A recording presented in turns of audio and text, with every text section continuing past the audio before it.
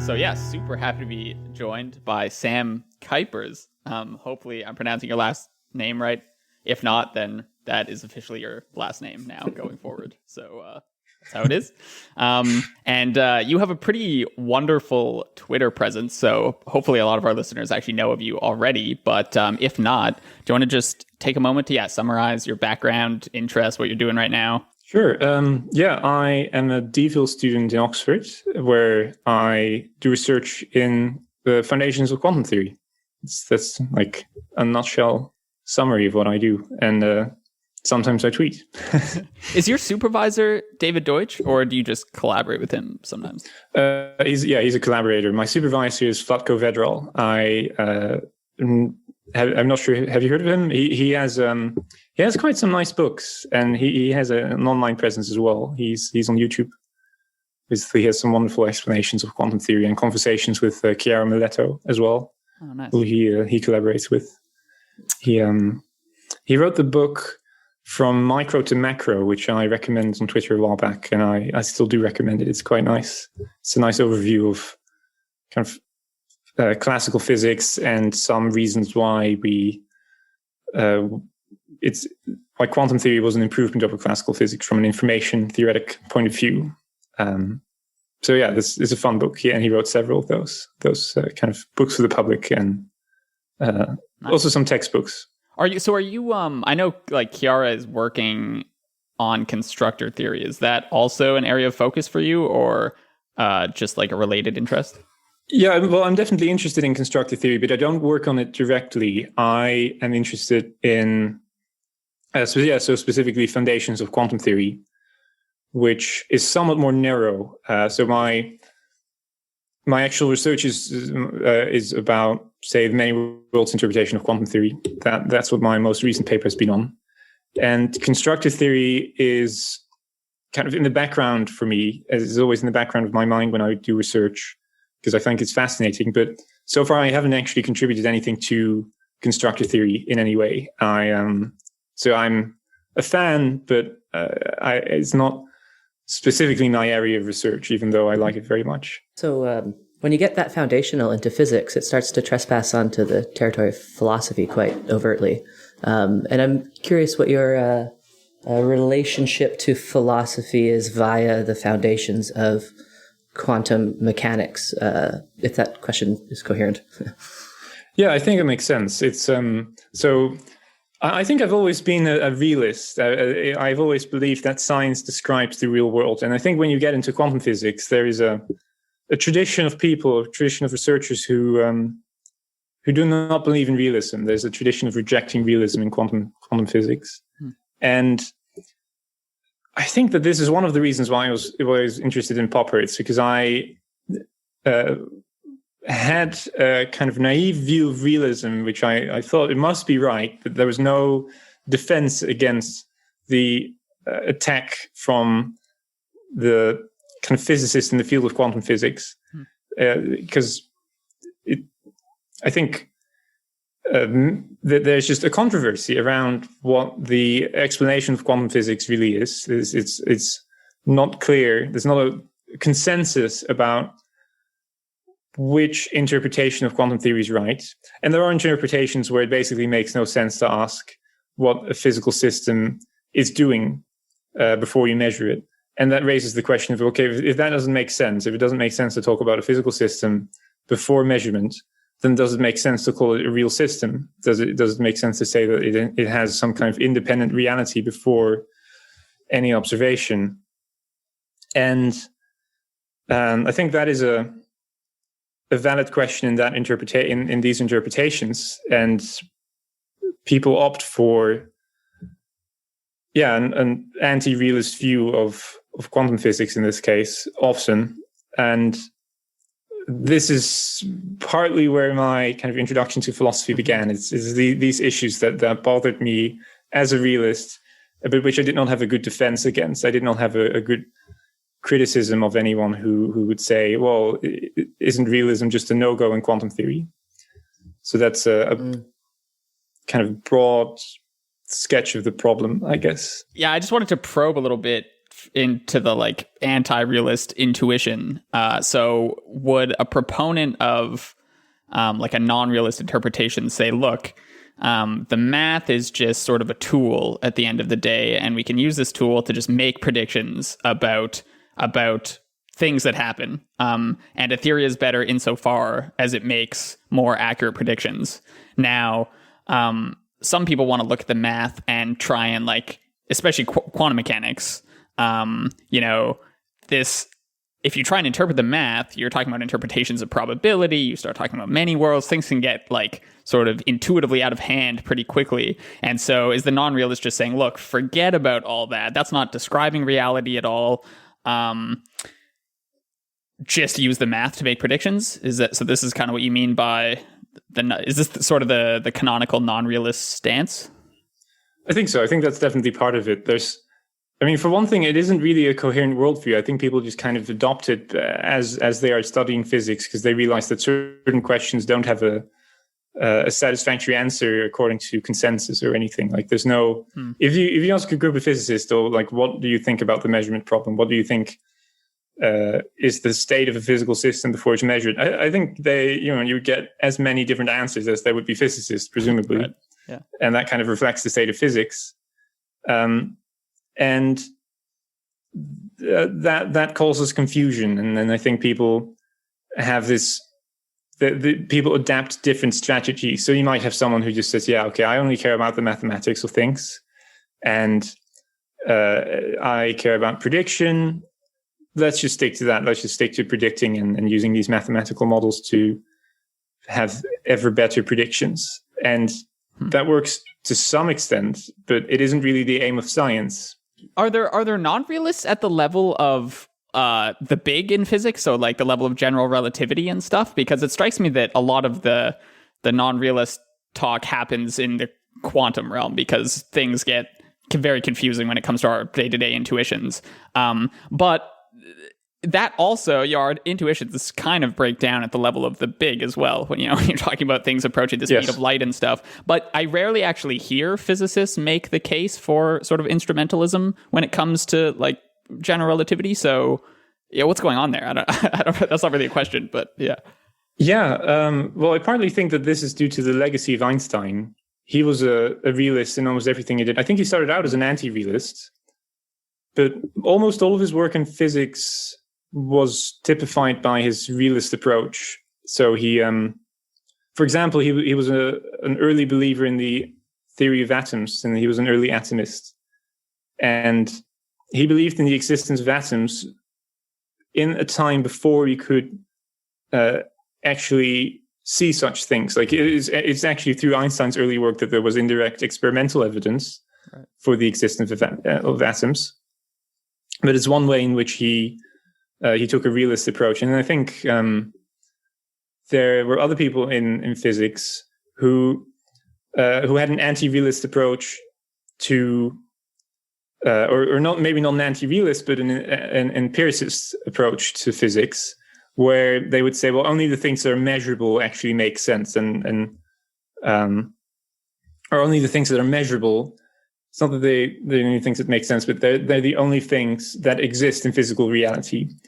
And so something like that was also a thought Einstein had early on in his career. Was one of the reasons why he rejected the notion of absolute space and time, because absolute space and time were not measurable. So he rejected the existence of absolute space and time because they were not measurable quantities and therefore they weren't real. But I think he also came back on that, and his work and his legacy has been to instill a sense of realism in the minds of researchers who work on general relativity. I think, even though there are people who disagree with realism, even in general relativity, they would say space-time is not a physical thing. The idea that space-time warps is unphysical. It's a less heard of position, but if you search on Google for like space-time realism, then there is a debate there, and you'll see that some people reject the notion that space-time is a real entity. Earlier, you used the word an attack on realism, and up until now, I had thought of like the Copenhagen interpretation and this physics in general as more like a neglect of realism, whereas it's a focus on the math, but it isn't people affirmatively taking the position that the math doesn't tell us anything about reality. And my impression had been that it's more people aren't thinking about the philosophy and they're kind of agnostic as to what it says. And I'm curious if you could say more about that, if it is an all-out attack on the realist position, or if it's just most practicing physicists these days aren't as interested in philosophy and in as they perhaps should be. Yeah, well, I think, as I said, it's people adapt different strategies of dealing with the issue of the measurement problem. So some people just forget about the philosophical issues or at least they'll pretend to forget about the philosophical issues and say that physics and science in general are all about prediction, which is itself a philosophical stance. Mm-hmm. And I think that my guess would be that is the main, how you say, that would be the majority of physicists today would take that stance. So it may be definitely not everyone, and it's not a huge majority either. But my guess would be that most physicists would say something like that. And I think that's anti-realist in the sense that you have to neglect what physical theories are actually telling us, that you'd have to neglect the idea that there is a real description of what's happening to atoms, to electrons, to fundamental particles. And that is what science is all about. It's all about explaining what is actually going on in the real world and why. Mm-hmm. Figuring out this wild world around us. Yes, exactly. So it's a very sad state of affairs that this is no longer a widely accepted view. And as for the attack, so that's kind of getting into the neglect of realism. There are,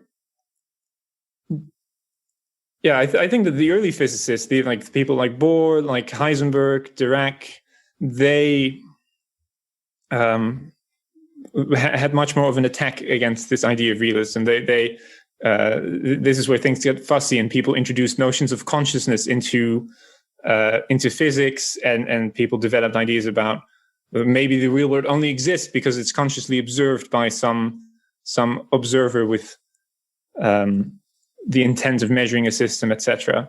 And I think those are all criticisms of the kind of naive realism that I would defend. So in that sense, it's an attack. It's just that there are criticisms of realism. Just briefly about Einstein, you bringing that up. I always I like that story of Einstein, that he rejected sort of the status quo, but by means of an erroneous, or at least what I view as an erroneous philosophy, right? So I think he was pretty taken with the ideas of positivism, especially as espoused by Mach back in his day, and that's how he was able intuitively to get past the idea of absolute space and absolute time, like you mentioned. And there's just something. There's something I like about that, because I find that there's a super heavy focus on just rationality, and you have to have the exact beliefs before you could make any contributions, and you must think a certain way before your ideas can be espoused and be taken seriously. But he revolutionized physics by starting with bad philosophy. And so there's something about just what we care about is the content of the ideas and not sort of the source. And I find that to be a very pure example of that. So anyway, I just had to throw that in there as I think that's so funny. Yeah. Yeah, no, definitely. It's one of those cases where when someone is really concerned with a real issue, with a real problem that they're trying to solve, then in their efforts to solve the problem, they'll correct whatever errors they have in their worldview. Mm. And I think this is kind of what happened to Einstein. He had these initial mistakes, and in working on the problems that he was interested in, things shifted into place for him. So yeah, I completely agree with your description just now. Nice. So I know, so you and Vaden are both PhD students working hard at changing the world. And I know you guys briefly chatted before a little bit about just like the research ecosystem, incentives in PhD life and whatnot. So I was wondering, if we could just pivot the conversation a bit. I'd be curious to just hear about, in general, like how you feel about your PhD experience, how the research has been, whether it's solitary, do you work in a group mostly? How do you think incentives could be improved? Etc. Yeah.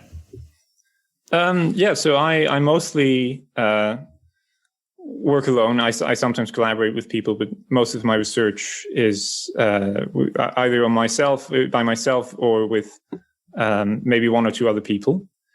And I think, as Vaden and I discussed, it's I have quite a lot of freedom here in Oxford, and I think this is very beneficial to doing good research. So there's this model of research where you have a supervisor who basically has a number of projects that he wants people to work on, and he hires people to work on those specific projects. And then there is a model of being a supervisor where you hire students, or you have PhD students who you supervise, but they work on the things that they find interesting. They work on the stuff that they think is worthwhile doing. And I'm of the opinion that the latter is the most reliable way of making people into creative scientists.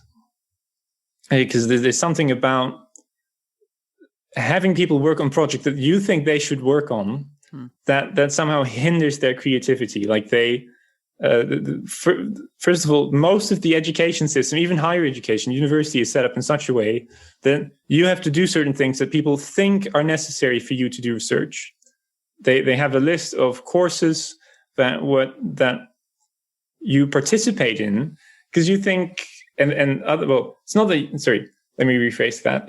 There's a list of courses that the university thinks you should take before you can think about real fundamental issues. Like you have to know calculus and vector analysis and some classical physics, wave mechanics or something before you can think about quantum physics. Or you have to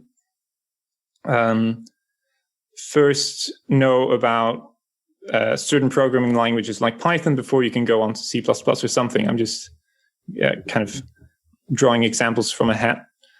But the point is that there's like this path through idea space that you should walk along before you can arrive at the end destination, which is what you might call like the boundary between what we know and what we don't know. Like you first have to know all the things where we have a good understanding of how the world works, and then some point later in your life you reach a point where you find out that we don't know certain things.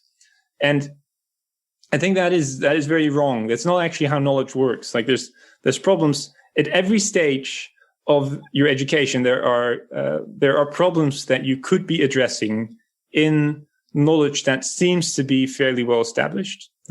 There's always something to work on. There's, as Wheeler put it, every point is a boundary point, and you can already see that kind of sits uneasily with the standard model of education, and somehow it is becoming ever more widespread for students, PhD students, to, for example, do courses in their PhD program. And there's this, I once spoke to a friend of mine who was doing a PhD, and she told me that her university made her do a year of courses before she started her PhD properly, because the university wanted people to start out with the same knowledge. They all had to have the kind of the same level of understanding of whatever subject it was that they were investigating before they could actually start the investigation. And that's simply a way of making people more alike. And when you're working on research,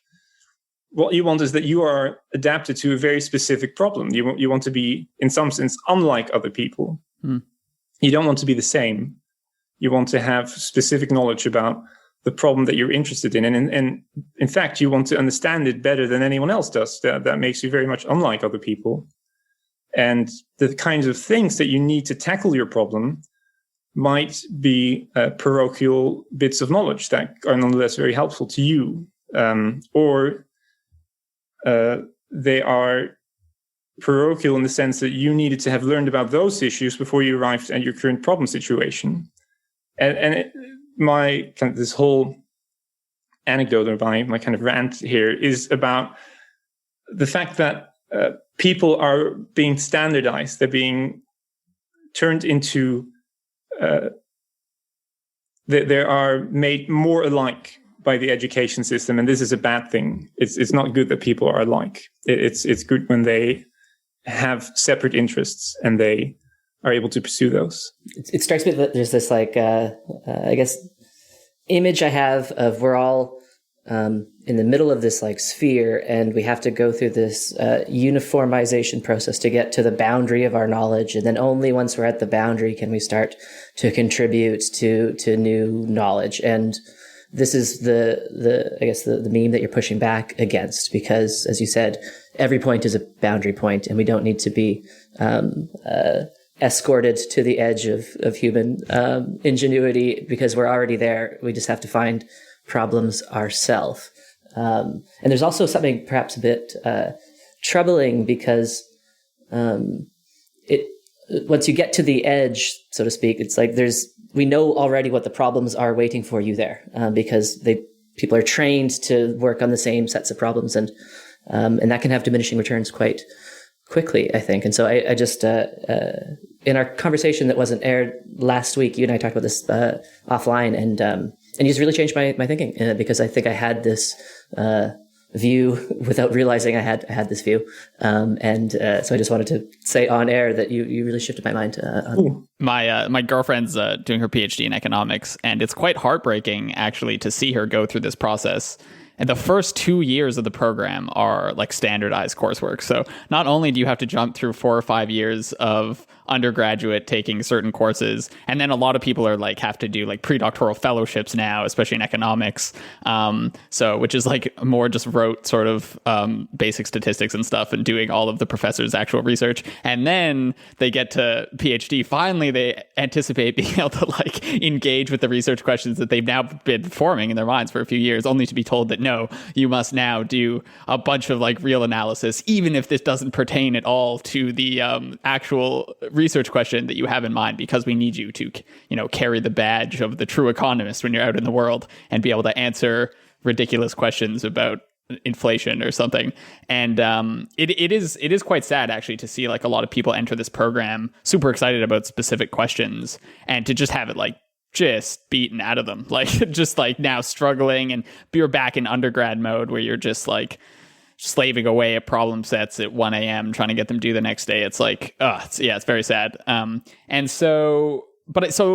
brings us to, I guess, undergraduate. So would you like a model that's more, I guess, one, open to having people engage in research questions earlier on in their quote unquote career as researchers, but two, just allow them to participate in classes sort of their own accord without perhaps it being as standardized, because presumably you still want to offer some form of coursework and stuff, because there needs to be ways to transfer knowledge from between people or between generations, or have people engage with the work that's already being done, even if that just leads them to question it later on. But there needs to be some sort of transmission of knowledge. So would you also sort of alter the undergraduate ecosystem because of this? Do you view that as too sort of rote as it is right now, or?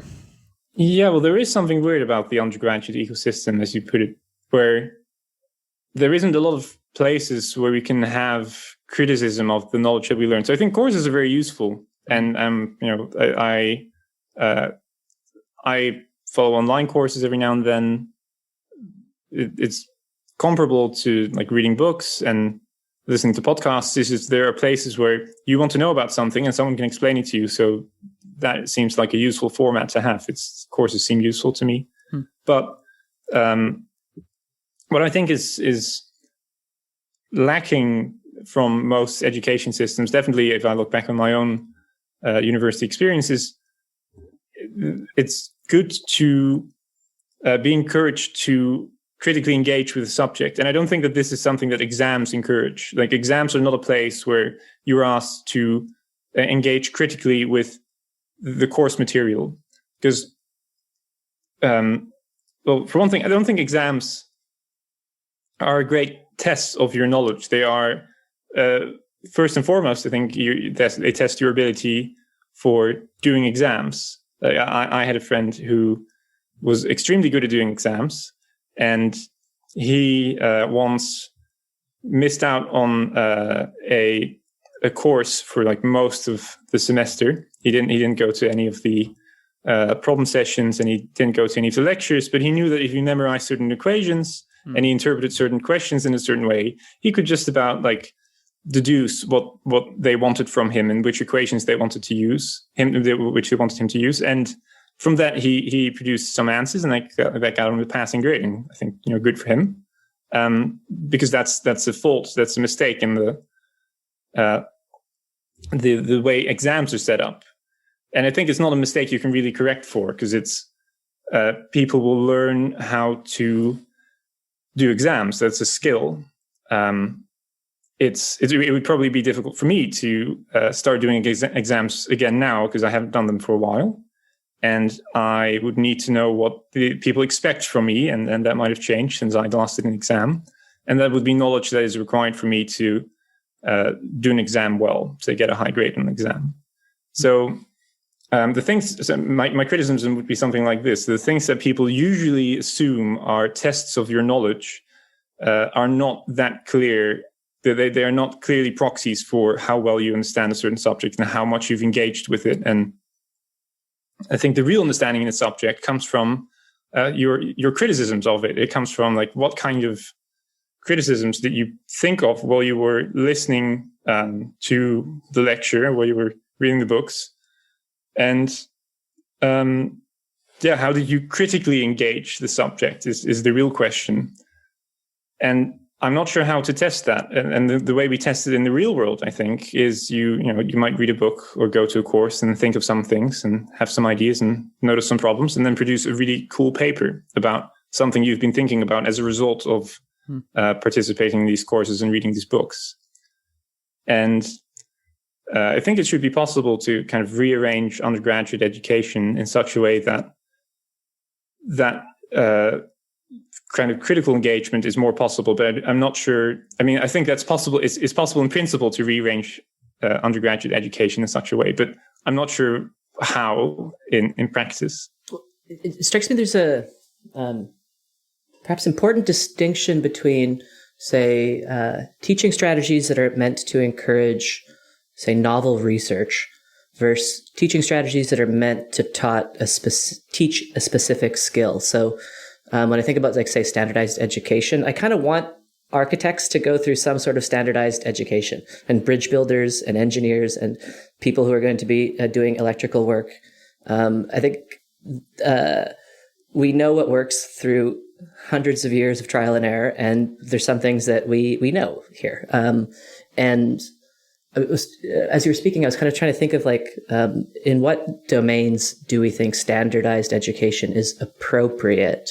And my head went to engineering disciplines, where the goal doesn't seem to be, in some cases, to produce new knowledge, but it's to acquire the knowledge that other people have produced in order to be able to reliably deliver a skill. And I'm curious what you do with that. If you think that this, let's say, anti-standardization of education applies across the board, or if there are some circumstances where you think that it should be standardized, for example, reading, etc. I think my answer to that would be, it always depends on the people involved. It always depends on their preferences and what they want.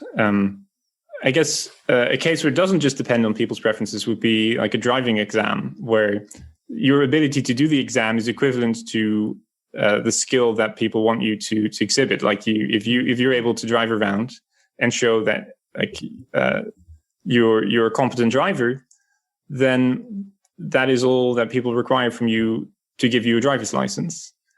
And it makes sense to have driving exams, and it makes sense to test pilots for their competency, because you want to have pilots who can fly well and fly safely. And I think you're right to point out that there is a distinction between those kinds of tests and exams and exams, the kind of exams that I was talking about, where people are standardized, but it's not clear why. I think also in these cases, it's not about the standardization; it's about safety. It's not that we want to standardize people; it's we want to ensure that they are safe and that we have standards of safety that we think are important. Probably those are open to criticism, but not during the exam.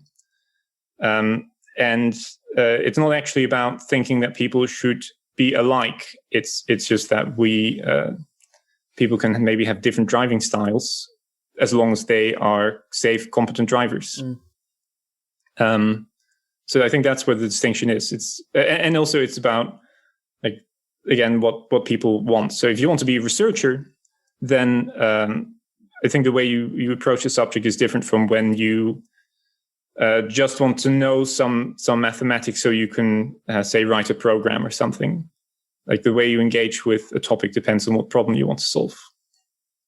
So is the heuristic you're proposing there something like when the standardized test is actually reflective of exactly the skill that you're trying to like, or that someone is trying to convey to you that they have? So in the case of driving or piloting or bridge building, there the test is just like, can you do this thing? And this is exactly what you're going to have to do in reality. Whereas in the classroom, if you're writing down the Krebs cycle, that's pretty distinct from what you might have to do on a day-to-day basis as a biologist. Yes. Yeah, I think that's a nice heuristic. I like that, yeah.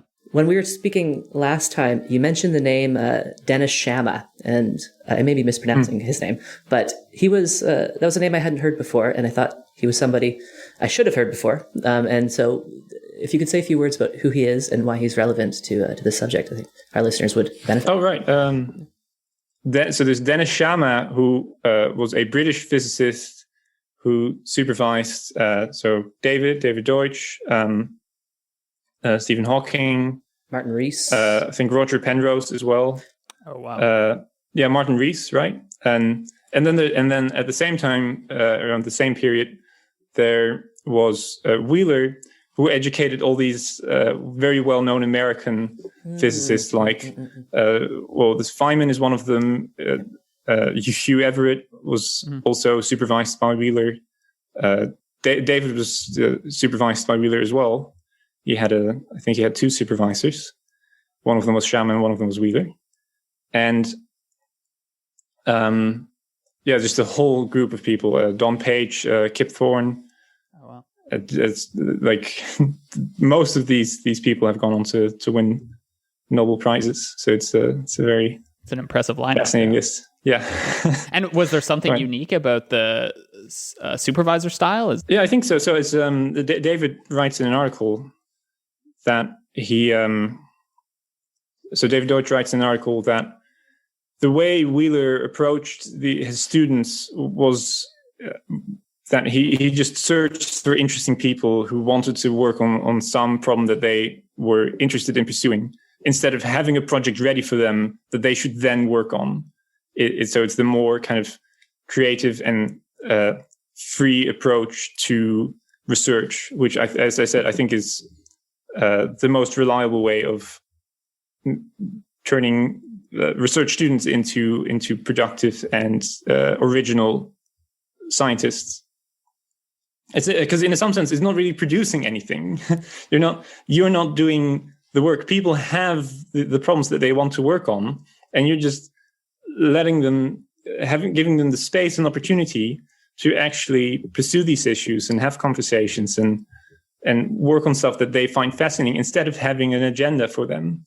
It's like discovering people and encouraging their interests rather than hiring staff to work on your problem. It's encouraging other people to discover their own problems, and I love that. Yeah, it's fascinating that it works better. It's fascinating because it feels very unintuitive. You feel like if you just tell people what to do, then if you're very competent and well-established researcher, then surely you can just explain to people what they should be doing, and they do the right thing. They just learn how to do research. But that's not how it works. And this more broadly applies to learning to be critical, I think. Like, you can't just force people to be critical, because people only become critical, as in they only start to think of criticisms of knowledge that they are taught when they are genuinely interested in the topic, when they are pursuing a certain problem. And I think that's partly why coursive education doesn't work. Like, you can't just expect people to sit in the classroom and then become critical thinkers. That's not how thinking actually operates. You need to have some kind of internal motivation to want to become critical and to want to engage with the topic. And there need to be people around you who exhibit this skill that you are interested in. I think that is, in some sense, the main role of a supervisor and of education, is that you both have people who are your colleagues, like friends and fellow students, and they are engaging with you in having discussions. And then also there's people who want to have discussions with you, and you can learn from them, like, useful ways of thinking and useful criticisms and things like that. But yeah, I have an ill-formed theory of why it doesn't work to force people to become critical, why that's turns out to be impossible in practice. And it's also not a binary, you either are or aren't critical. It like, even something as simple as when you read a book, do you take the information in that book as being ground truth, or do you struggle with it? Do you think perhaps the author is incorrect here? Do you challenge what you read while you read? These kind of things can be done to greater and lesser extent. And it's one tiny little trick that I like for that is just not reading any one book in particular, but reading a bunch of books about a given subject at the same time, because then you have 15 different opinions simultaneously telling you slightly different things. And so now you have to struggle with it, right? And so there's little things that can be done, I think, to just make people slightly more critical rather than you either are or you aren't. But speaking of critical, we should move the subject to the topic of free will. So for context for the audience, Mr. Sam and I had a fun 3-hour Clubhouse conversation, I guess a month and a half ago, on the subject of free will. I don't think we've spoke about free will on the podcast too much. So when we're speaking, we should make sure to try to speak to as wide of an audience as possible. But to set it up slightly, both Ben and I think, have heard a lot of Sam Harris's arguments, been convinced by them, then discovered David Deutsch, discovered Karl Popper, and not changed our mind at all on the free will subject.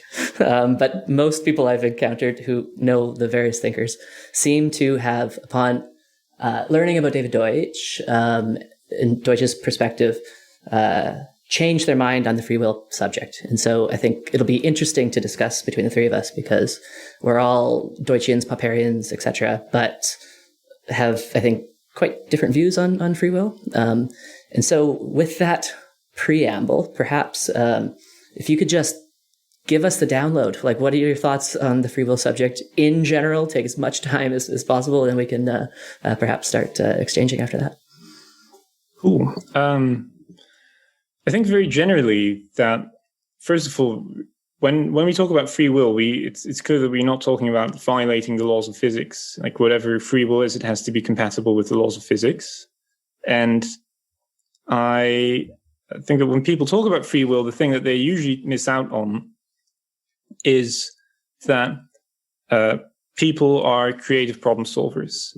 And where that pops up is, say, someone is arguing against free will by, what I often hear is someone goes, well, aren't all your current behaviors just caused by your past experiences? Like, if you have been traumatized as a child, then it might be difficult for you to have romantic relationships or something like that as an adult.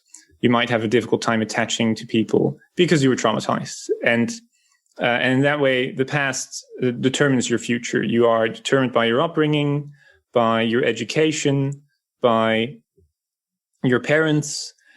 And my response to that is, well, people are creative in the sense that they can create new ideas and new behaviors.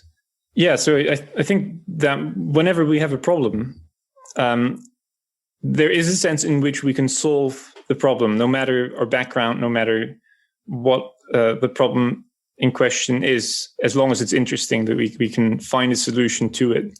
So let's say that, yeah, you're an alcoholic because you were traumatized as a kid or something like that. I mean, this is presupposing a lot of psychology about why people are alcoholics, but never mind any of that. You pick your favorite example of someone being stuck in a particular behavior that you think they cannot get out of because of their past and because of their history.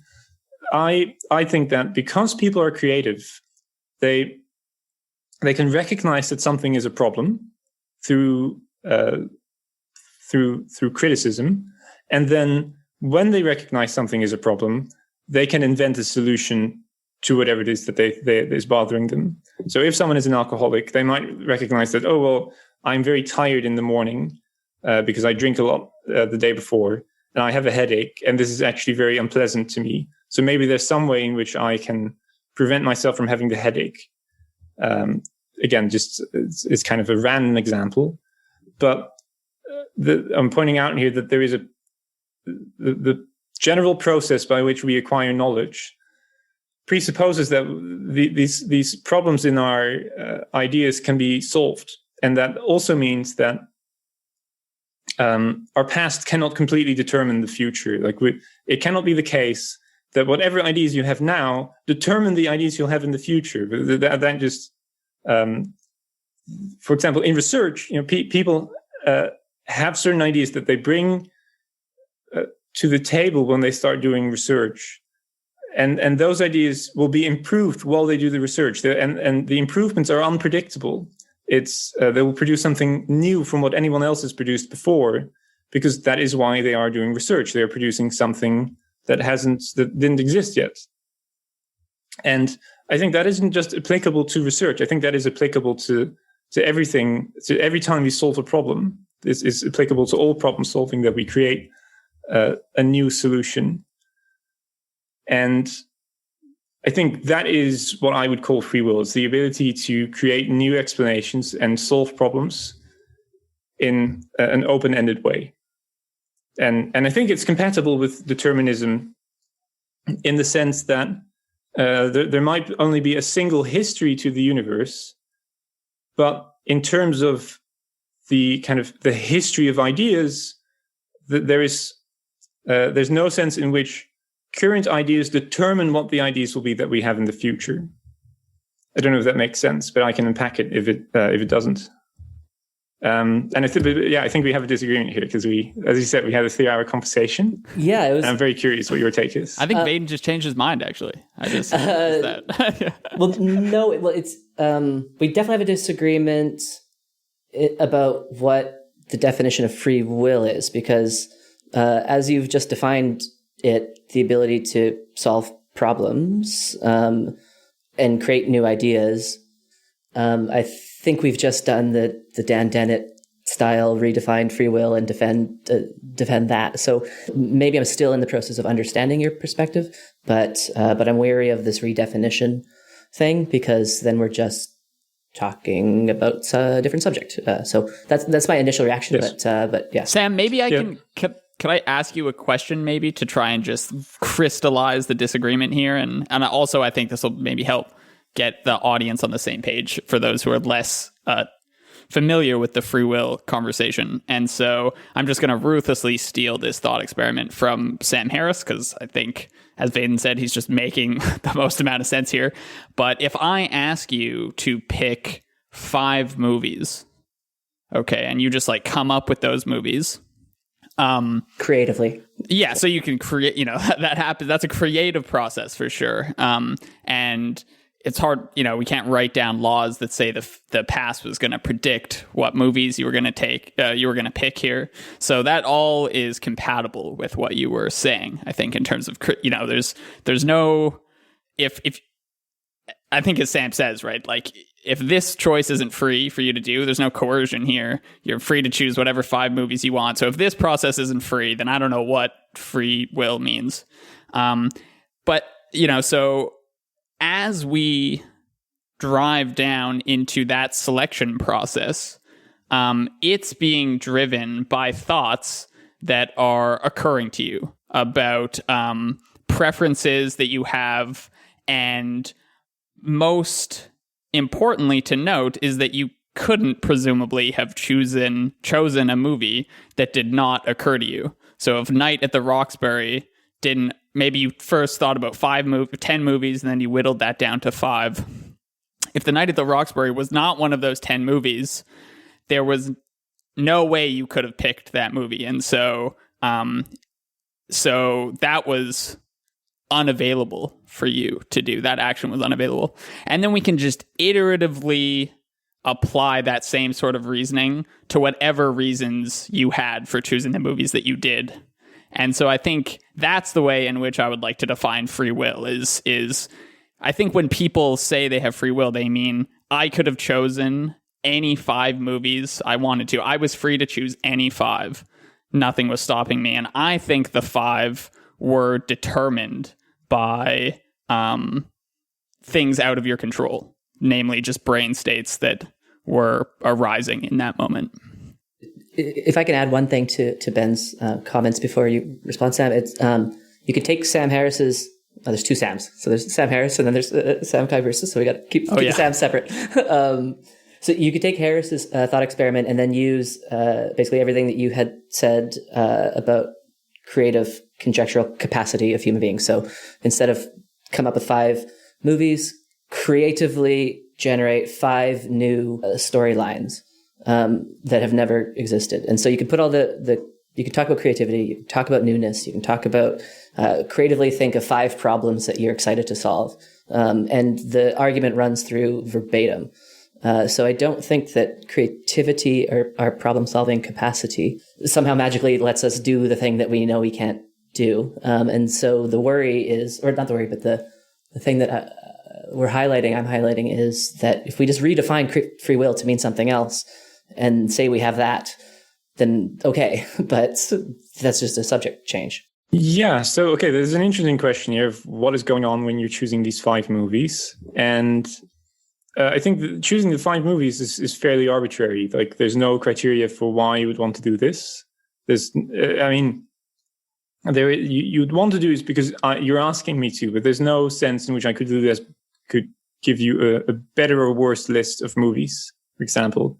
And I think when you're engaging with a specific problem, then there's a better and worse, there are better and worse solutions available to you. And all the things that you just mentioned about, like the arbitrariness, the fact that you might not know all movies that exist, and that this will influence the answers you provide. All of those things get corrected for when you when you're doing research. So if someone asks you to work on a certain problem, or rather, you have a thing that you're interested in doing. You want to solve something in science. You want to solve something in physics. Then what you do is you start with your current knowledge. You start guessing answers, and then while you're doing that, you might think, oh well, there's actually an interesting question here about mathematics. There's maybe something about calculus that you didn't know, and then you go, well, I didn't know that. Maybe I can read up on that, and then you're making up for your lack of knowledge in a particular field that is relevant to the problem you're addressing. And that gets rid of some of the arbitrariness that you were just mentioning. It gets rid of this idea that, your answer will be influenced by the fact that you don't know all movies. Okay, well, that's true in the movie case, but in the real world example, where you're actively engaging with a problem, you can compensate for that by discovering the thing that you don't know about that you need to know in order to solve the problem. Maybe you want to get very good at weightlifting, and you find a book that explains to you how to have a better technique in weightlifting, and you didn't know about this before, but you thought, okay, there's probably something about weightlifting that I didn't know, and I can look this up. I can look up YouTube videos, etc. And then that way you compensate for these for the arbitrary initial state of your mind that you compensate for your lack of knowledge. And you can do that because there is something real that you want to solve. And I think these examples that you're giving, they're valid examples in some sense. Because, I mean, of course, you can ask me to think of films, to give you a list of films, but there's not a real problem there. Like, if you ask me, can you give me a list of films that you recommend? Okay, well, that's I can definitely do that, and I can think about it, and I can search through films. Like, if I'm forgetting some of them, I might just Google a list of films, see which ones I've watched, and remember how much I like them. And I can provide you a very specific list of films which I would recommend to you. And the arbitrariness in my answer will suddenly disappear, because there is a thing I'm trying to communicate, and I want to tell you, and there is a solution. So that's great. Let's use your example. So let's say I ask you to just give me the best movie, or the movie you most recommend to me. So that's, I guess I'm giving you a problem, and then you're going to give me a movie recommendation. So what I was trying to get at with the, like, you weren't free to choose The Night at the Roxbury because you weren't think of it, was just that the reasons that occur to you in each moment weren't up to you. So when you're faced with the problem of trying to give me a movie, perhaps it occurs to you to try and recommend it based on my background, maybe what we've talked about so far, how I strike you, what you've liked. And each of these things that is occurring to you is just a thought that's popping into your head, and you didn't choose to think that thought before you thought it. So you didn't control what reasons occurred to you to choose The Lion King over Good Will Hunting or something. So I'm just trying to argue that this process of not choosing Night at the Roxbury can just be iteratively applied to, like, every reason that sort of pops into your head. I don't know if that was coherent or satisfying, but we'll see. I just to add some stuff, I think that we're just talking about completely separate subjects. So when the thought experiment of choosing a movie is mentioned, this is about phenomenology. It's about what's this subjective experience of making a choice feel like. But the emphasis, so what does it feel like? And then you realize that, well, thoughts are just occurring. And then you reflect that it's logically impossible to think all of the possible thoughts to then choose a thought, and et cetera. But the emphasis is on choice. And then when you responded to the thought experiment, you were responding more in epistemological terms, in the sense of we have a problem, and now we need to solve this problem, and how do we go about solving the problem? And so I am happy, and I love to talk about epistemology, but we should just be careful that we're referring to the same thing. And so I suggest the classic move of just temporarily disallowing the use of the word free will to make sure that we're staying on the same subject. So as a simple question, do you think we have the ability to choose our thoughts? And that's a separate question from can we solve problems, because I completely agree we can solve problems. But the problem-solving question seems to be separate from the question, can we choose our thoughts? Yeah, I don't know what it would mean to be able to choose your thoughts. And in some sense, I think that's what people mean when they say that they don't think the concept of free will is coherent. Like, you don't choose your interests, and you don't choose what you're going to think next. And yet I think that these are not really things that I miss. Like, I don't mind that I can't just arbitrarily change my interests, because I have my interests for a specific reason. If I have a weird interest in, say I have a very niche interest in a specific video game or something, and someone says that is actually a really bad video game. Have you ever considered playing a better video game? Things that, like, have the same kinds of things that make that game fun, but also are just way better in other respects, then I would say, oh, well, I hadn't considered that. Maybe I should give it a try. And then I update. And then I have some slightly altered interests because my interests have been subjected to criticism. So either I have some interests which could be changed because in light of some criticism, or there's no criticisms of my interests and I'm completely fine with my current state of affairs. And the fact that I don't, in some sense, choose my interests, like I'm not the one who sets the dials for what I find interesting, it doesn't fit into how people obtain interests in practice. Like we don't need to set the dials for what we find interesting. We just have guesses for what's fun and what's worthwhile doing. And we update as we learn about the world. And the reason why I'm calling something like this free will is because there is something like a choice here. Like we can choose to engage with the problem. I think that's where I would use the terminology choice. We can choose, and we can choose solutions. I think that's the more important one. That whenever there is a solution available, it isn't a thing that we're forced to accept. Like, for example, when I argue with people about many worlds, I can't just say to them, well, it's the only logically available theory to accept. Like, there's just simply no choice that you have in accepting the theory. There's a variety of theories available, and there's a choice to be made between them, because it's not a matter of logic. It's a matter of what solves the problem. And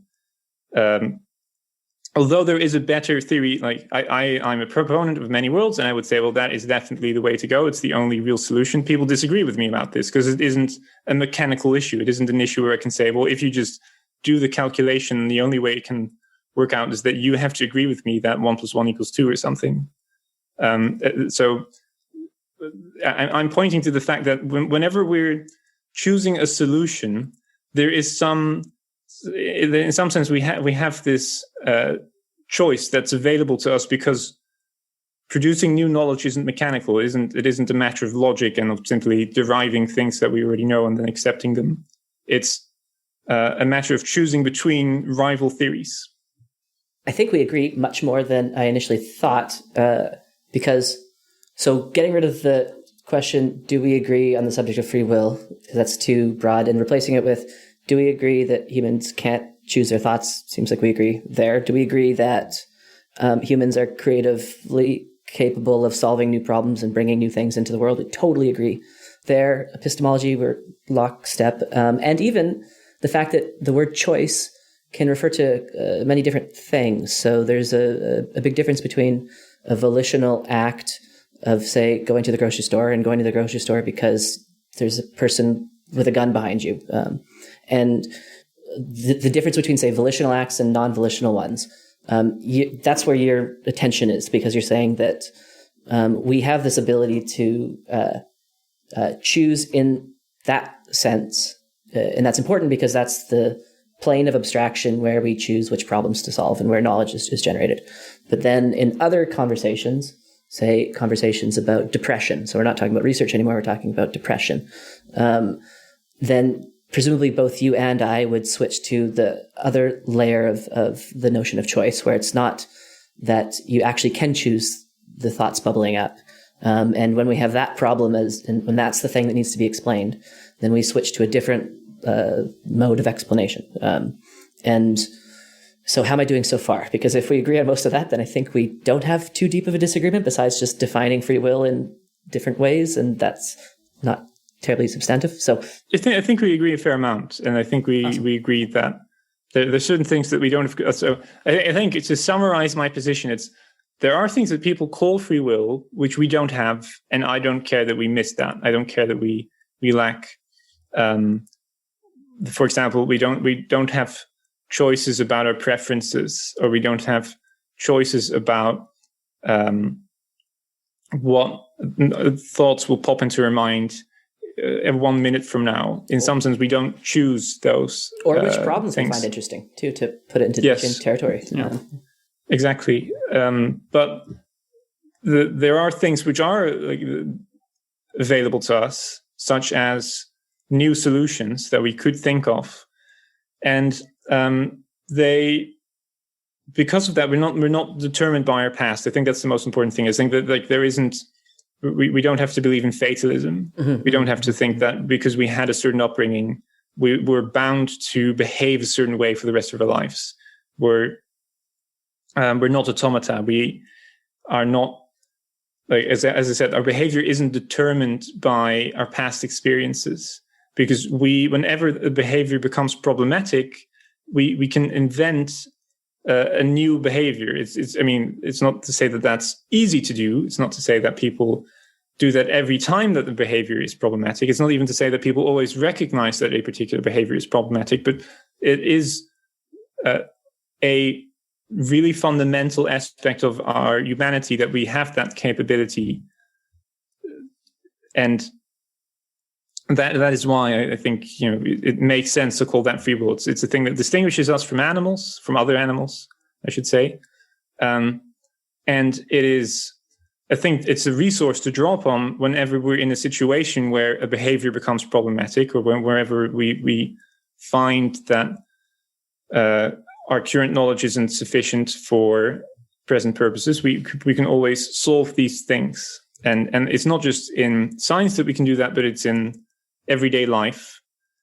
And this kind of ingenuity, I think that is what people refer to when they talk about free will. I mean, maybe that's another discussion. It's a discussion about is this the common sense view of free will, or isn't it? But I think there is a case to be made that is what people refer to when they say you have a choice to be depressed and and lie on the couch. And then what they're talking about is you can solve the problem. You can do something about your current state of affairs, and it's not easy, and it might be difficult, but you can do something to make your life better.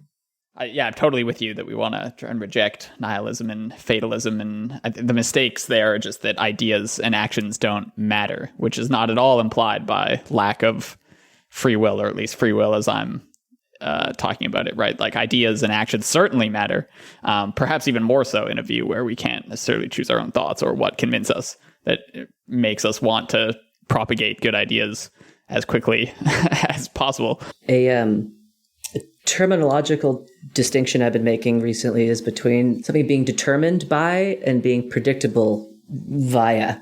So determinism and predictability. Yes. Because when you say that like our current state of our brain isn't determined by our previous experiences, I would want to say, no, it is. It's determined by other things as well. But it's not predictable based on that. It's not as if I just need to know about your life history and then I can predict what you're going to do next. But as you said at the onset, we obviously have to adhere to the laws of physics, and we can't say anything about stepping outside of the laws of cause and effect, etc. And ideas have causal power too. So presumably people are determined or say influenced by the ideas around them. But none of this means that our behaviors are predictable because it's chaotic and complex. And so I think you and I, and all three of us are very against fatalism for exactly that reason.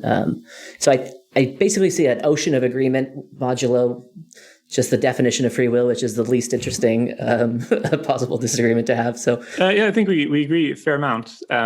As Popper said, I think that no disagreement is just linguistic. It's there is probably something that we disagree on, which we haven't brought up yet, and which if we could make explicitly, we could have a discussion about. But for the most part, it seems we're in agreement, at least about the things which I think are most important, namely that there isn't a reason to be fatalistic, and also that we shouldn't explain human behavior in terms of fundamental physics, like.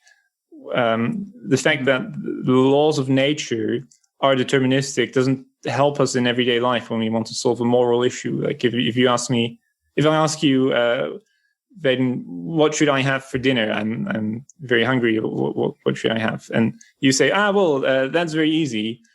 Just do what you're going to do anyway. Then I would say that's not helping me very much. In fact, that's a very bad answer, because it's an answer you could always give me. It's generically available to you to say, just do what you were going to do anyway. And that makes it a bad explanation. And it's not so it's not a solution to my problem. And there's this, so what I'm pointing out here is there's a difference between the universe being deterministic and between fundamental physics and morality and issues of what we should do next. Interesting. Yeah. So if you ask me, what should you have for dinner? And then I say, let the multiverse decide. That too would be a bad explanation, but that's not because the multiverse theory is somehow poor or inadequate. It's just not a good explanation with reference to the thing which is being asked to be explained, right?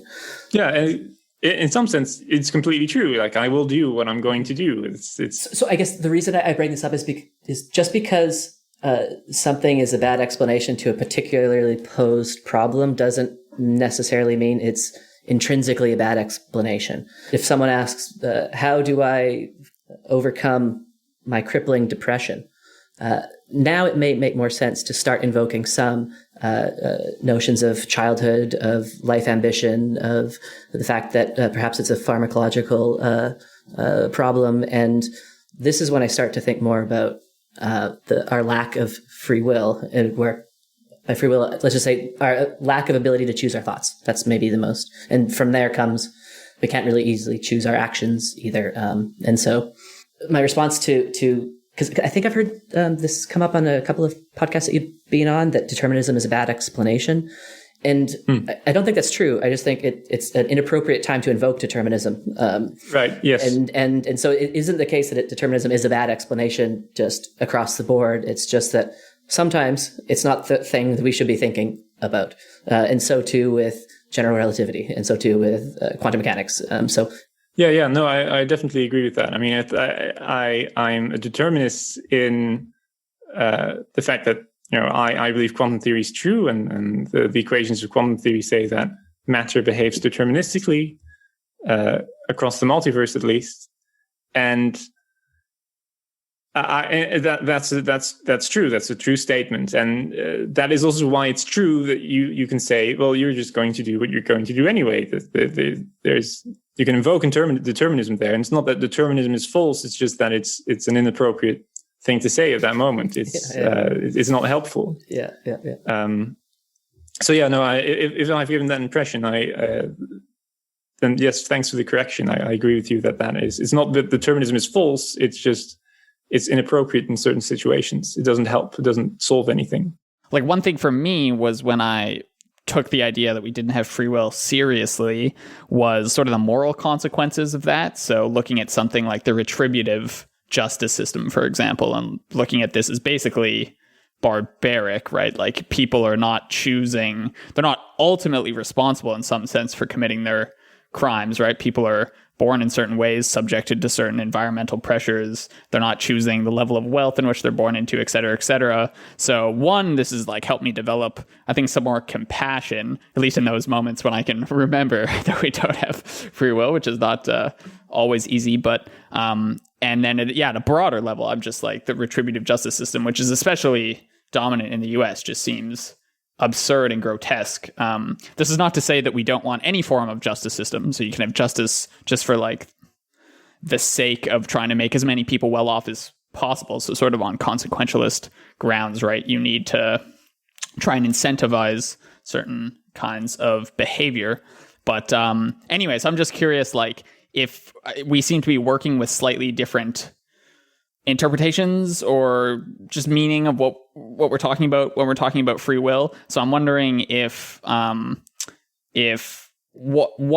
have any thoughts on those topics, and two, whether your how you're defining free will perhaps gives you like more license to think about like retribution, or people being the ultimate actors and ultimately responsible for what they're doing, or like, how do you think about like a murder victim or someone committing murders or something on your account of free will?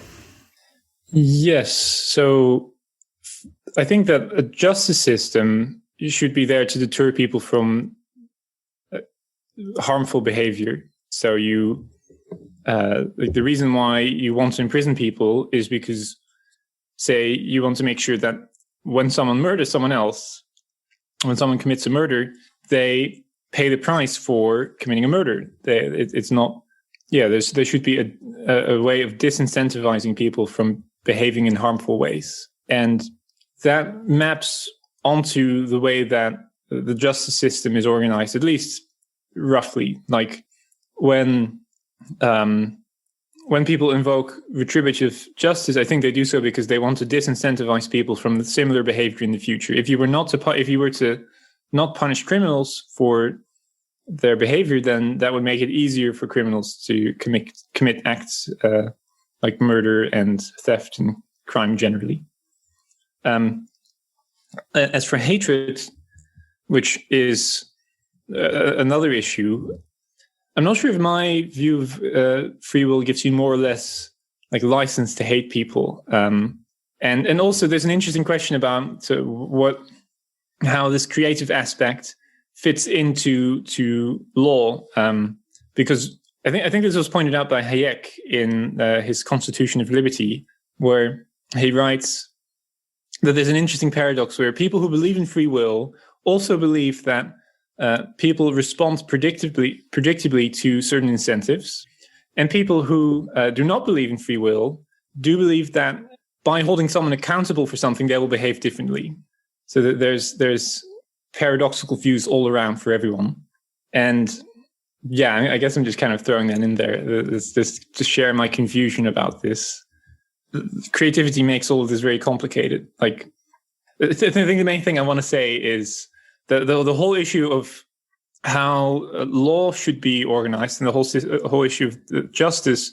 I think that makes sense. The way that is organized currently makes sense. And when people justify it with emotions and hatred and things like that, I don't think you need any of that. I think that is an unnecessary justification of a system that works and is efficient because it deters people from bad behavior.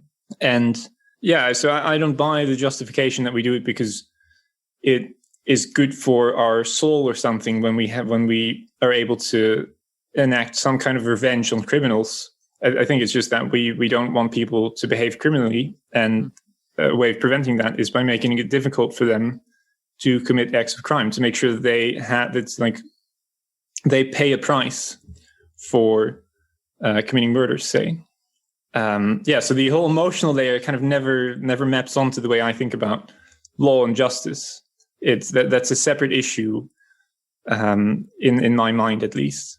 Well, I think we have to distinguish between retributive justice, which is about retribution, and say restorative justice, because I agree that the reason we have, say, a legal system and jails is for deterrence, and that's what we should be emphasizing. But I think for the vast majority of history and civilization, it's been about retribution, right? It's been about torturing people because they're evil and they deserve it. And if they, so we're moving away from this retributive justice towards something much more humane and civil.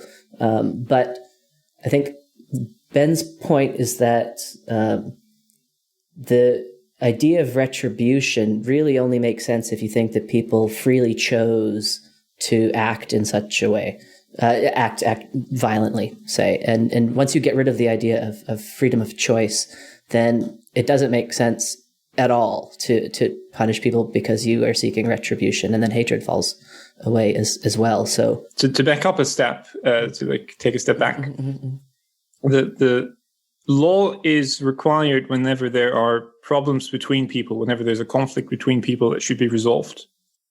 And I think one of the things you're pointing out is that there are more efficient ways of solving problems. Like when someone has committed a crime, it makes sense that we want to rehabilitate them because they are in fact very useful the criminals could be more useful to society than they are currently. And putting someone behind bars is expensive. Like we have to pay for that. There's all kinds of reasons why you might be critical of this way of organizing a legal system. I mean, you could ask for payment, for example, which is what I think happens in tort law, where when someone commits a tortuous act, I think that's how you call it. I hope I'm pronouncing that right. You require payment from them to make you whole again. And that's sufficient because you are getting something, you're getting money from them that you then can then use. Whereas when you put someone behind bars, that's time that they lose that isn't compensated by anyone else. Like no one gains the time that they spent behind bars. But in tort law, you usually obtain the money that they have to give away as punishment. And also, putting someone behind bars doesn't necessarily mean that they change their mind about whatever made them commit the crime to begin with. Like, if someone is a terrorist and they murder people out of their ideology, it doesn't mean that putting them behind bars will make sure that they're no longer terrorists. It means like there should be some way in which people are convinced out of their bad ideas, and that would presumably be part of a different kind of justice system in which you want to rehabilitate people. Because the rehabilitation, I think the only thing that could be referring to is the fact that they were in some sense dysfunctional before they went to jail or to prison or whatever. It's that they had ideas that made them commit evil acts, and there's a way of correcting for that. That doesn't necessarily mean that we shouldn't be sending people to jail, because sending people to jail could still be a good way of disincentivizing people, but it could mean that we send people to jail and we also try to rehabilitate them at the same time. It's like it's simply a criticism of the current way of doing things, and I'm not proposing any specific solution. I'm just pointing out that there's more efficient, there's probably more efficient ways of going about organizing a legal system. Yeah, I guess it's just the emphasis there is that the consideration of like jail sentences and whatnot, and just like punishment in general comes down to like the welfare of society and the person, and it's considerations of just like welfare and consequences overall, as opposed to some like scales, like Kantian scales of the universe, where we're trying to balance out the harm that's been done by trying to punish someone just for the sake of punishment, and not taking into account like actual whether it's like disincentivizes behavior or whether it's good on the whole for society, et cetera, et cetera. So exactly. Yeah, I'm just like, yeah, exactly. Just kind of arguing against that scale thing. I have one question for Sam just about the multiverse and stuff in general, if we're ready to pivot and just do a final question. Absolutely. But cool. Yeah, cool. So maybe my mind has just been infected by like bad popular physics or something that I've been reading, but I'm generally like a pretty optimistic, happy person, but I must admit, sometimes I have the following thought and it freaks me out. And the thought is this. So I've done just like a lot of stupid stuff in my life. And you know, and like everyone, you've had close calls where you're like walking across the street and like something kind of sketchy happens with a car. You're biking and a car comes very close to you, and et cetera, et cetera. And so, you know, upon reflection, you can think of like a lot of times where I was like just accidentally in harm's way or doing something super stupid, like I was drunk or something, and you know, and got off out of a situation just like by the skin of my pants. No, that's not the skin of your chinny chin chin. Skin of your teeth. Yeah. So whatever that thing is. Yeah. And so sometimes I think about like, okay, well, a lot of those situations was just like a last minute choice that I made, or something happened there that like kept the outcome from being really bad. So I have to assume like if the multiverse interpretation is true, then a lot of those bad outcomes happened in like whatever exactly collapses the wave function. And this is where my interpretation starts to get a little fuzzy. I'm still not sure exactly what it is that actually like makes the split between universe A and universe B, or a bunch of universes. But whatever that is, if a lot of those universes, or at least some of them, led to like me actually being killed or actually being hit by the car, and now I'm like disabled, or some of them, I just think of like my parents' trauma in a lot of these universes where I'm like either dead or just like seriously debilitated.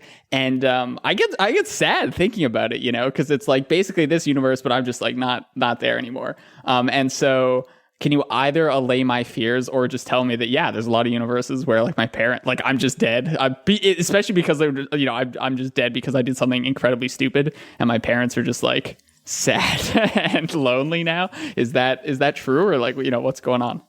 Okay, so let me first like make your fears a bit worse by saying that there aren't just universes in which you like say break your arm because the thing that you did to avoid breaking your arm, this universe didn't work in another universe. But there's also universes in which you just disintegrate right now by just pure chance, right? Like your atoms are moving in just the right directions that you just explode into dust while we're speaking. That is happening right now. It's somewhere in the multiverse that is occurring. Jesus, and it's very sad. So that's making it a little bit worse. There's universes in which you're just disintegrating, or in which you die inexplicably, or in which very, very improbable things happen, because in some sense everything happens, and the improbable things are happen in a very small part of the multiverse, and that's kind of where the upside comes in. It's that the universes that you're thinking of don't occur very often. Like they're not. There's not many universes in the multiverse as a whole in which you die because of something silly, because you're doing a lot to prevent yourself from dying from something silly.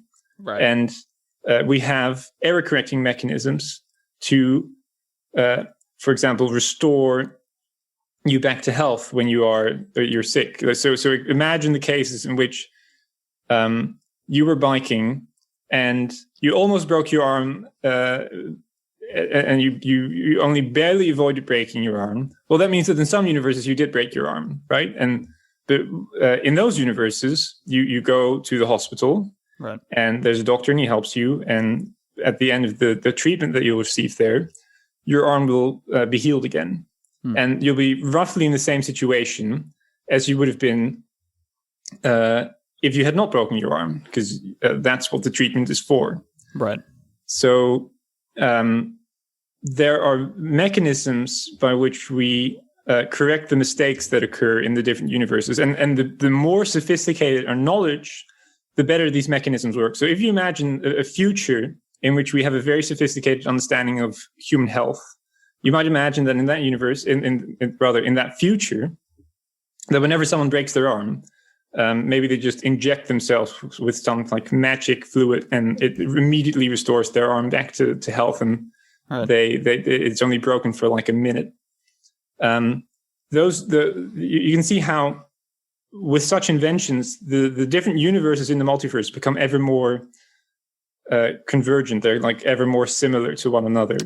Oh, interesting. Yeah.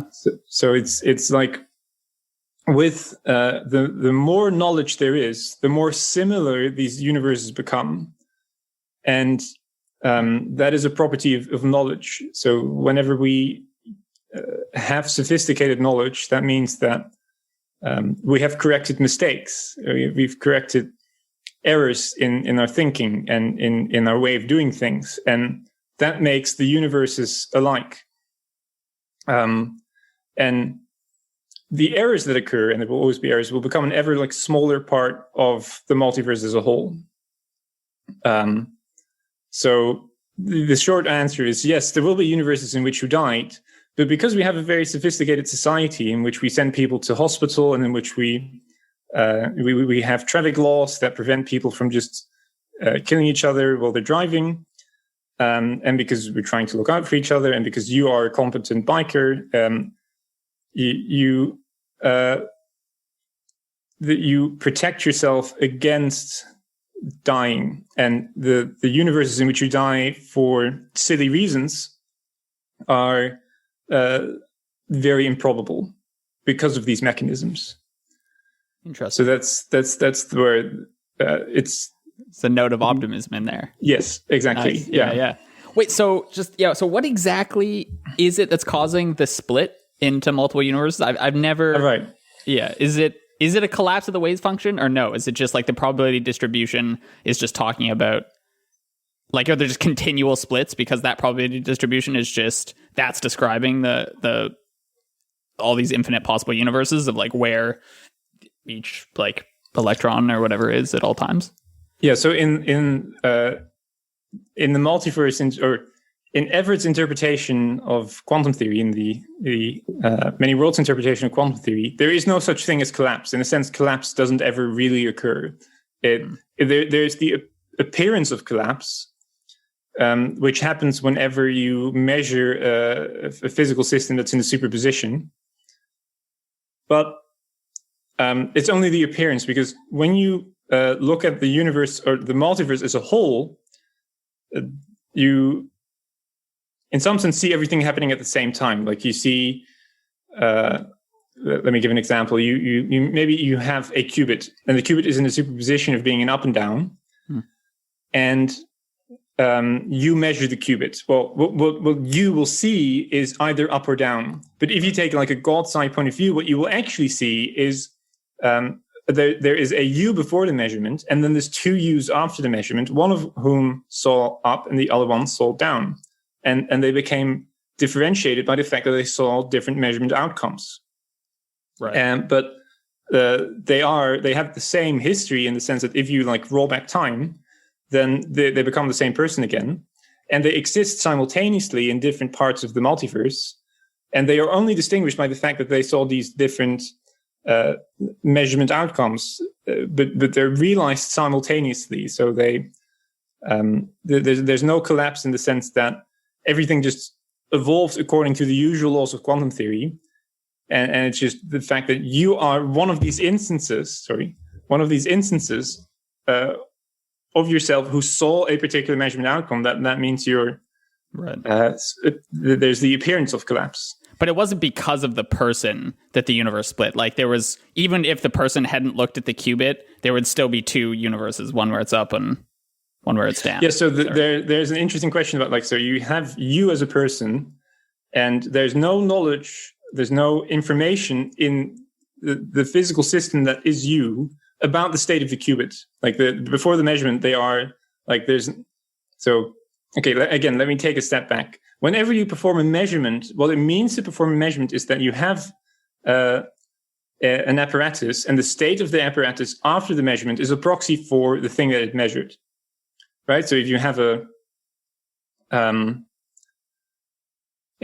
telescope that measures a distant star, that means that the state of the telescope is resembling the state of a star somewhere far in the galaxy. Or right. I think a better example might be you measure the magnetic field with some kind of like let's say you measure the magnetic field with a compass, so you can kind of see the Earth's magnetic field with the compass. That means that the direction the compass is pointing in is a proxy for the field lines of the magnetic field of the Earth. And it's a measurement because the measuring instrument resembles the state of the thing that it's measuring. So in quantum theory, these measuring devices work the same way. It's that the state that they are in is a proxy for the state that the physical system is in that they're measuring. And before the measurement, before you measure something that's in superposition, the measuring device has no information about whatever it is that it's going to measure.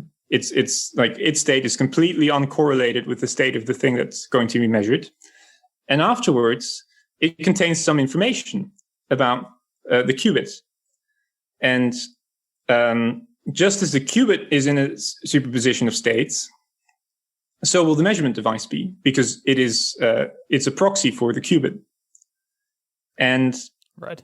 That means that before the measurement, you could say, okay, well, there's two universes, but that's not completely accurate, because there's a qubit in superposition, and then there's a measuring device, and it is like uncorrelated with the state of the qubits. It doesn't tell you anything about what the qubit is in. And then afterwards, you could say there are two universes, because there is a measuring device which has experienced both the outcome, oh, it's up, or oh, it's down, and they happen simultaneously. And you can kind of talk about these two different histories now of the measuring device pointing up and pointing down, etc.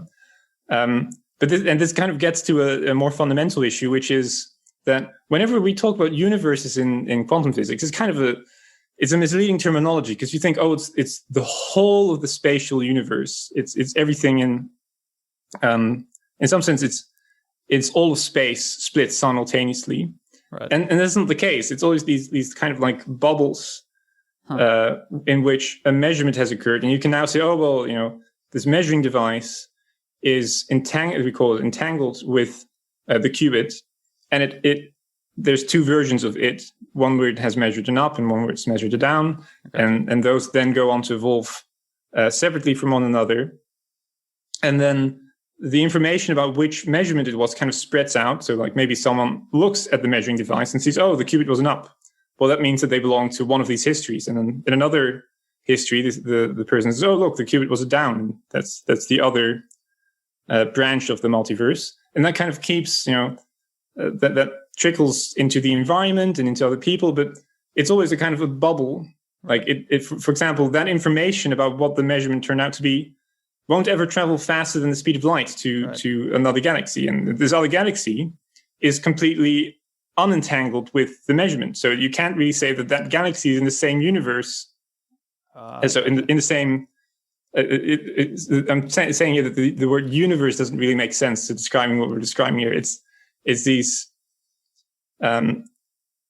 bubbles that bubbles kind of spread out. Yes. Yeah, interesting. And we call those universes, but they the universe is somewhat misleading. They're even though all the other things are true, like there really are different histories, and ever more of the spatial universe becomes entangled with these histories. So, for example, when we see light from the moon, that means that like we know something about the state of the moon, and we are entangled with the moon for that reason. So they are in the same kind of bubble as we are. And the same is true for galaxies from the light that we see from them now. But this information about in which universe you are in has to spread out, and it can't ever spread out faster than the speed of light. So that in that sense, the word universe is kind of misleading. Nice. Yeah, that was a great explanation. I've never heard it talked about in terms of like correlation and entanglement. And that's nice. It's also a nice visual, right? Because these bubbles, because they are expanding at finite speed, because it must be bounded by the speed of light. So. Nice. Yes. Cool. This is what my last paper with David was on.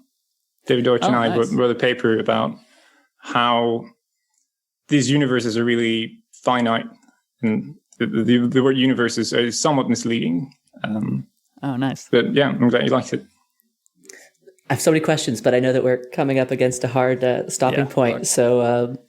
So maybe this is a good place to leave it. I have to re-listen to that whole explanation, and then hopefully have you back, and I can ask much more fine-grained questions. But it was so much fun having you on. I'm glad we got to hash out some of our disagreements. Turns out there wasn't too much to disagree on, and looking forward to chatting again. Yeah. Thanks so much for having me. It was great. It was fantastic. Great. Well, it was a blast. Well, I'm looking forward to you revolutionizing the school system. So I'll just be on standby until that happens. Yeah. Awesome. Yeah. I hope someone will do that for me. I hope I can just explain my criticisms, and then someone will put this into practice. But I'm glad you like the criticisms. And again, thanks so much for having me. It was great fun chatting with both of you. That was great. Cool. Do it again soon. Yeah. Have a good night. Thanks, man. Yeah.